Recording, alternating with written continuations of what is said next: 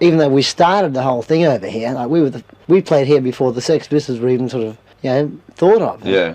And now we've always been there, and people are beginning to realise that now they want more than just some... Before the world even started labeling things or splitting roles by gender, they were already carving their legacy. Long before the fame, the chaos, and the legends, the story had quietly begun. It would eventually explode into rock history, but for decades, the details of that cold February night in 1980 seemed sealed. Bon Scott, the explosive frontman of ACDC, was said to have simply passed out drunk and never opened his eyes again. Case closed. But what if that wasn't the full picture? The timeline doesn't hold. A friend vanished, an inquiry wrapped up too fast, and critical hours just evaporated.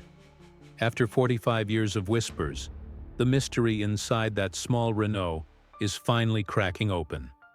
Ronald Belford Scott entered the world on July 9, 1946, in Forfar, a peaceful town in eastern Scotland. For his parents, Chick and Isa, his birth felt like a second chance. They had lost their first child, so Bon was more than a baby. He was hope restored.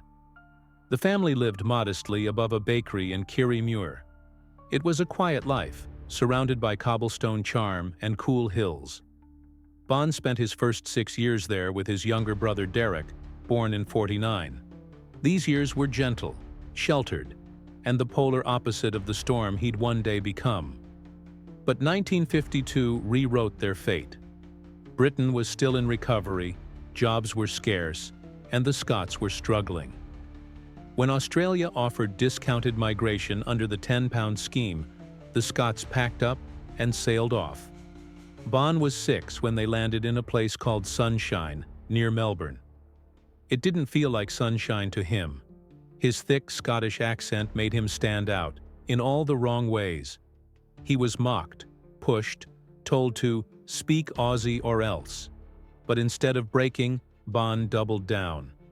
That grit earned him a new name, Bon, short for Bonnie Scott, and a reputation for never backing down. His family continued to grow. In 1953, baby brother Graham arrived.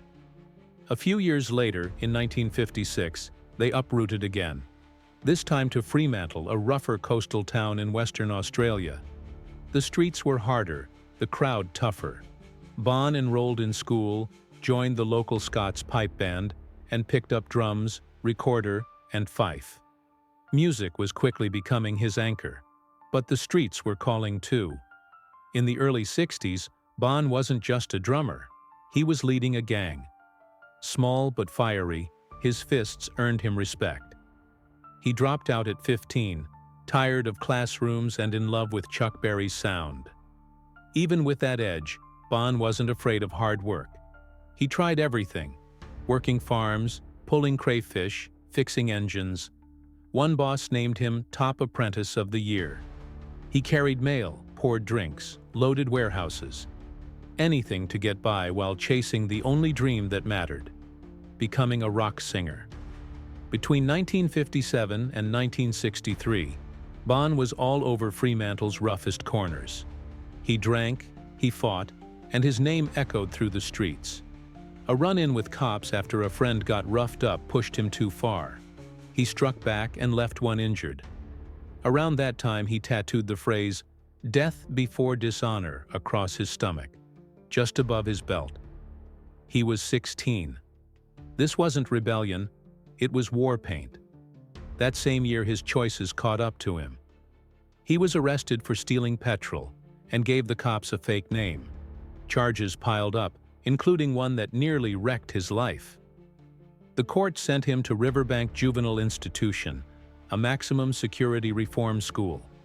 It was a harsh place: cold showers at dawn, weekly cigarette rations, and fights behind every corner. Solitary confinement was routine, but Bon kept quiet, avoided trouble, and latched onto the only light: music. He joined a band inside the facility, played drums, and when his parents came to visit for a show, he told his mother with a smirk, "I'm going to be famous." By Christmas, he was out. The court dropped the worst charge, and Bon tried to clean up. That same year, a new character entered the story. Maria van Vlimmen, 17, blonde, Catholic from a posh family, walked into Bon's world. They met at the Medina Youth Club. She wasn't just a girlfriend. She became a fixture, even running the fan club. Their bond was intense, but complicated. Bon claimed he wanted to marry a good girl. Maria, meanwhile, was also seeing the band's 15-year-old bassist, Brian Gannon. She held both their hands during gigs, hidden under a rug. Her family hated Bon. His family hated her. But somehow it worked, for a while. Offstage, Bon was calm, thoughtful, even sweet. Angus Young once called him the dirtiest guy I know. And yeah, Bon had that persona. But with Maria, he went to church dressed up for lunch dates, skipped drinking. They'd eat fish and chips by the water and dream of the future. It was a different Bon entirely. Then came a major shift. In late 1966, the Spectres merged with another local group, the Winstons, forming the Valentines. With Bon and Vince Lovegrove as dual frontmen, the band soared. Young, good-looking, and full of swagger, they became a hit in Perth. Their rule? No girlfriends at gigs. Maria hated it. Bon tried to keep her happy, but tension built. Despite it all, the Valentines kept climbing, scoring hits, and eventually moving to Melbourne. That move opened the door to work, with Harry Vanda and George Young, industry legends who started tailoring songs to their voices. By the time 1969 rolled around, Bon Scott and his bandmates were riding a tidal wave of success.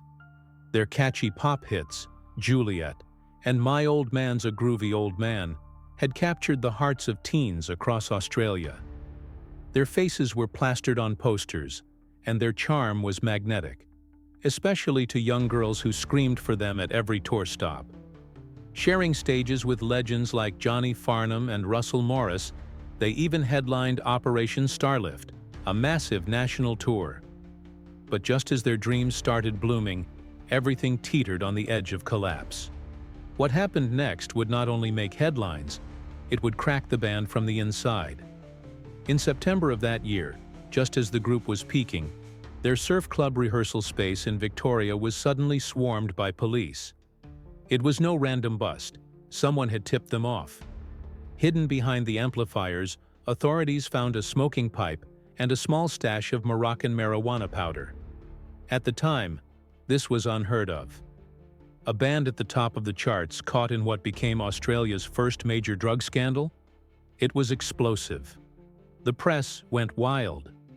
Ghost Set magazine ran the headline, "Pop World Shaken," and they weren't exaggerating. Each band member was fined and placed on a good behavior bond. But behind the media storm, something more damaging was unfolding, something that no headline could capture. According to their roadie, the incident wasn't just a misstep. Bon and drummer Paddy Beach had already started experimenting with harder substances. The promise to clean up after the bust? That was lip service. They kept going as if nothing had changed. And Bon, always the rebel, leaned into the controversy. Instead of hiding, he started speaking publicly, pushing for the legalization of marijuana. In the middle of a Vietnam War-era Australia, that wasn't just provocative, it was dangerous. But Bon didn't blink. He told reporters the country's policies were outdated and stifling. Then, in a moment that stunned both fans and critics, he expressed support for gay rights, decades before it became part of mainstream conversations. But Bon's story was just heating up. He fled the pop scene and dove headfirst into a new world, Adelaide's underground progressive rock movement. That's where he joined Fraternity. The sound was experimental, rich with psychedelic grooves and boogie blues fusion. It was a departure from his teen idol image, and he embraced it. For once, Bon wasn't just the wild showman. He was evolving. Fraternity released 2 albums, Livestock and Flaming Gala, earning critical respect, if not massive commercial success. The stability was new, For 3 years, Bon toured, rehearsed, and bonded with bandmates like Bruce Howe, Mick Jerd, and Tony Buetel. Amidst this musical reinvention came a turning point in Bon's personal life. In 1971, during a fraternity gig, he locked eyes with Irene Thornton. She wasn't part of the music scene. She worked as a secretary. Their chemistry was undeniable. By January 1972, they were married. Irene was grounded, stable, everything Bon's world wasn't. But passion like theirs came with sparks. Friends said they fought as fiercely as they loved. And by late 1973, everything started crumbling. Fraternity's UK tour was a disaster. Gigs were sparse, money even tighter. Bon spiraled, more drinking, more affairs. Their small Adelaide flat became a battleground. Then one night, in the heat of another vicious fight, Bon stormed off on his motorbike, drunk and reckless. That moment? It was a warning siren blaring through the chaos. Their European tour, under the rebranded name Fong, was supposed to be their big leap into international fame. But in town after town, they were met with indifference. At one show in Bournemouth, they mocked status quo for looking like catalog models, only to be humiliated when the band blew them off the stage with a raw, powerful performance.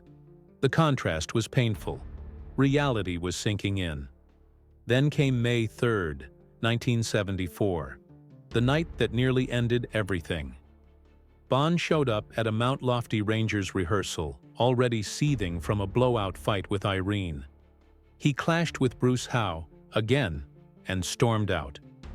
Peter Head, the keyboardist, pleaded with him not to go. "You're in no shape to drive," he warned. Bon didn't listen. He took one last swig of Jack Daniels, jumped on his Suzuki GT 550, and vanished into the rain. Minutes later, fate struck. At a quiet intersection in West Cudden, Bon collided head-on with an FC Holden. The crash was devastating. A 17-year-old named Lee Morgan was behind the wheel. Bon flew through the windshield. He was rushed to the hospital, unrecognizable, teeth shattered, body broken. He lay in a coma for 3 days. When George Young later heard someone mention Bon for ACDC, he dismissed it, believing no one that badly injured could ever perform again. Fraternity disbanded. His marriage was gone. Bon was broke, patched together, and scraping by, doing yard work, painting walls, anything to survive. At 27, he was convinced his music career had flatlined. But destiny, as it often does, had other plans. In October 1974, with nothing left in Adelaide, Bon moved to Sydney. That's where Vince Lovegrove, his old Valentine's bandmate, gave him a lifeline. Vince brought Bon into his tiny management office, tossing him odd jobs. And then came the call that would rewrite rock history. George Young needed a new frontman for his brother's band, ACDC. Vince saw the opening. He brought Bon to a gig. Bon wasn't sure. The boys looked too young. The boys thought Bon was too old. But during a spontaneous jam at Bruce Howe's place, lightning struck. On October 24, 1974, Bon Scott joined AC/DC. From the ashes of crashes, chaos, and heartbreak, a new chapter began, one that would echo through rock and roll forever. The deal that launched ACDC into the stratosphere was just the beginning. By 1976, they weren't just an Australian export anymore. They were rubbing shoulders with rock gods like Black Sabbath, Aerosmith, and The Who. When the album dropped in July, it didn't just climb the charts, it detonated. It became their first million-selling album in the US, and over time, it would rack up over 8 million copies sold. Highway to Hell was Bon Scott's crowning moment. He was finally where he had always wanted to be. Center stage, heard around the world, living his dream louder than ever. But dreams can burn out fast. In the weeks following their final Highway to Hell tour date on January 27, 1980, Bon's life unraveled into chaos. He floated through London's nightlife, a fixture in Camden's Music Machine Club. Friends described a man who was magnetic and unpredictable, laughing one minute, vanishing into darkness the next. He was seen in the company of musicians, addicts, and old friends. One night in particular would leave a shadow that still hasn't lifted. February 18th was just another wild night for Bon, until it wasn't. He ended up in a small car belonging to musician Alastair Kinnear. Reportedly too intoxicated to stand, Bon was laid back in the passenger seat to sleep it off. The next morning, he was cold and lifeless. Rigor mortis had set in. The coroner's report called it alcohol poisoning, with a shocking 0.41% blood alcohol content. No illegal substances were detected, but whispers began to spread. Here's where the mystery deepens, and where fans still argue today. Bon had a history with heroin. Though the toxicology report didn't find it in his system, medical experts note that testing in 1980 wasn't as advanced. Heroin degrades rapidly, and the difference between it and other opiates wasn't always clear back then. Financially, Bon Scott's story is filled with sharp contrasts. Despite his short life, his posthumous earnings skyrocketed due to album royalties and merchandise. He didn't live long enough to enjoy the financial windfall, but his name became a brand. Had he lived, experts estimate his net worth could have exceeded $30 million today. ACDC members, in comparison, have built empires. Angus Young has amassed over $140 million, with ownership stakes in music publishing, a collection of vintage Ferraris and Aston Martins, custom Patek Philippe and Rolex watches, private estates across Europe and Australia, and even a Gulfstream G550 jet. The band collectively holds high-value insurance covering tours, vocal strain, and performance delays, reflecting how they've adapted financially to protect their legacy. Their smart management, long-term investments, and consistent touring model have offered fans a masterclass in how to convert fame into longevity. Bon Scott's life was lightning in a bottle, fast, electrifying, and over too soon. But his influence? It still echoes, louder than ever. And that's a wrap on the wild, electrifying ride of Bon Scott and ACDC. If you loved this deep dive, hit like, drop a comment, and subscribe for more untold Hollywood stories coming soon. Stick around. We've got backstage secrets, lost legends, and wild twists you won't believe.